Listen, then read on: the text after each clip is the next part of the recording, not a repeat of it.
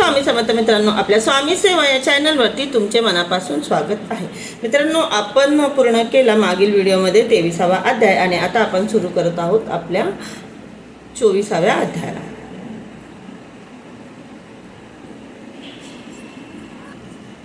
24व्या अध्यायाचं नाव आहे त्रिविक्रम भारती। म्हणजे ते जे ब्राह्मण होते ज्यांना असं मनामध्ये आलं होतं की हे कोणी नक्कीच भोंदूबाबा असतील, कारण की ब्राह्मणांना यतीश्वरांना या सगळ्या सुखसुविधांची कधी आवश्यकता वाटतच नाही। तर चला बघूया या अध्यायामध्ये काय आहे। श्री गणेशाय नमः सिद्ध म्हणाले, नामधारक कुमसी गावचे त्रिविक्रम महामुनी आपली दांभिक संन्यासी म्हणून लोकांमध्ये निंदा करत आहेत। हे श्री गुरु नृसिंह सरस्वतींनी जाणले होते। वेदज्ञ त्रिविक्रमांकडून न कळत साधू निंदेचे पाप घडत होते, परंतु त्यांना माहिती नव्हते की हे खरोखरच देव आहेत, हे खरोखरच देव अवतारी पुरुष आहेत। त्यांना असं वाटत होतं की नक्कीच कोणीतरी हा भोंदू बाबा आहे जो लोकांना फसवत आहे, पण चुकून का असेना पण त्यांच्याकडनं ते साधू निंदेचे पाप घडत होते। म्हणून त्यांना प्रत्यक्ष भेटून त्यांचा गैरसमज दूर करावा असा हेतू मनात धरून त्यांनी स्वतःच तिथे जाण्याचे ठरवले। राजाने त्यांच्या प्रवासाची तयारी केली, पालखी सजवली, अश्व गज शृंगारे आणि दळभार सिद्ध केला। मग श्री गुरूंची स्वारी वाद्याच्या गजरात गाणगापुराहून कुमसी गावात निघाली। त्यावेळी त्रिविक्रम भारती नृसिंहांची मानस पूजा करत होते, पण काही केल्या दृढ ज्ञान लागत नव्हते। आणि मनपटलावर त्यांच्या आराध्य दैवताची मूर्तीही प्रकट होत नव्हती। त्यामुळे आज असे का घडत आहे हे कळत नसल्यामुळे चिंताग्रस्त झाले। त्रिविक्रम भारती, आज माझे इष्टदैवत अशी उपेक्षा का करत आहे? माझी एवढ्या वर्षाची आराधना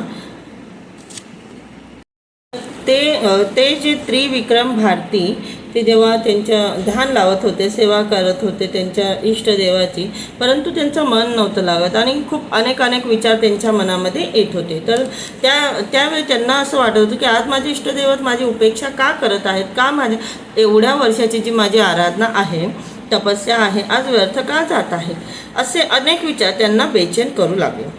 त्यांनी डोळे उघडून पाहिले तेव्हा नदी तीरावरून श्रीगुरूंची पालखी येताना दिसली। त्या पालखीत श्रीगुरू विक्रम भारतीच्या इष्टदेवतेचे अर्थात नृसिंह रूप घेऊन बसलेले दिसले।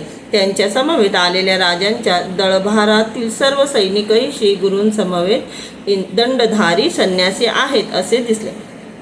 ते दृश्य पाहून त्रिविक्रम भारतींना मोठे आश्चर्य वाटले। त्यांचा सर्व ताठा ज्ञानाचा अहंकार क्षणार्धात गळून पडला। आपण जे पाहत आहोत ते भ्रम आहे की सत्य हेच त्यांना कळेना। पालखीपाशी ते धावले आणि पीठ विराजमान झाले। नृसिंहांना आपल्या इष्टदैवतांना वंदन करून विनम्रतेने म्हणाले, महाराज, तुम्ही नृसिंह रूपाने दर्शन देऊन मला धन्य केले आहे। तुमच्या समवेत असलेली ही सर्व दंडधारी यती मंडळी ही एकसारखी दिसत आहे। तुमचे स्वरूप अचिंत्य आहे ते माझं पामराला कसे कळणार? म्हणून माझी तुमच्या चरणी अशी प्रार्थना आहे की या दासावर कृपा करून निज स्वरूपात दर्शन द्या। त्यांनी त्यांची मनपूर्वक स्तुती केली। त्यामुळे प्रसन्न झालेल्या श्रीगुरूंनी आपल्या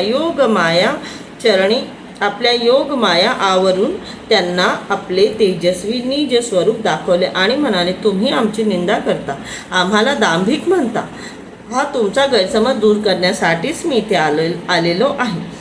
तुम्हाला तुमच्या मानसपूजेतील नृसिंह मूर्तीचे दर्शन झाले ना, मग मी दांभिक आहे की नाही हे तुम्हीच ठरवा। त्रिविक्रम भारतीच्या मनातील सर्व संशय दूर झाला होता। श्रीगुरु व आपले दैवत एकच आहेत आणि श्रीगुरु हेच चराचरी व्याप्त परमात्मा आहेत, त्यांची त्यांना खूण पटली होती। ते श्रीगुरूंना शरण गेले आणि त्यांच्याकडून अज्ञानाने घडलेल्या चुकीची माफी मागू लागले। गुरुदेव, तुम्ही करुणा सागर आहात, या बालकाचा उद्धार करा। तेव्हा ते म्हणाले, वत्स, तुमच्या भक्तीवर मी प्रसन्न आहे, तुम्हाला सद्गती प्राप्त होईल।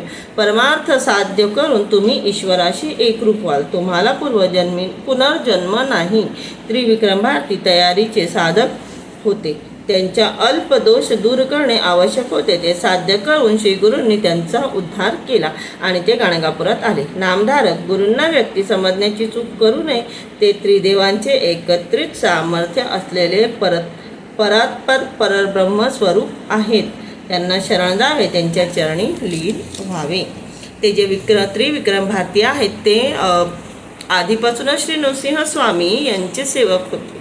ते नृसिंह स्वामी यांची सेवा करत होते, परंतु नृसिंह स्वामी जे आहेत ते गाणगापुरामध्ये त्यांच्या मूळ रूपामध्ये नाही, ते एक सर्वसाधारण ब्राह्मण म्हणून ते तिथे राहत होते. आणि जे त्रिविक्रम भारती आहेत त्यांनी हे पाहिलं की राजाने दिलेल्या सगळ्या सेवा हे उपभोगत आहेत, परंतु जे यतीश्वर असतात, जे ब्राह्मण असतात, जे साधू असतात, त्यांना या सगळ्या सेवेची काहीच गरज वाटत नाही. मग हे सगळ्या सेवा म्हणजे हा नक्कीच दांभिक, म्हणजे हे नक्कीच कोणीतरी भोंदू बाबा आहेत जे जनतेला फसवत आहे.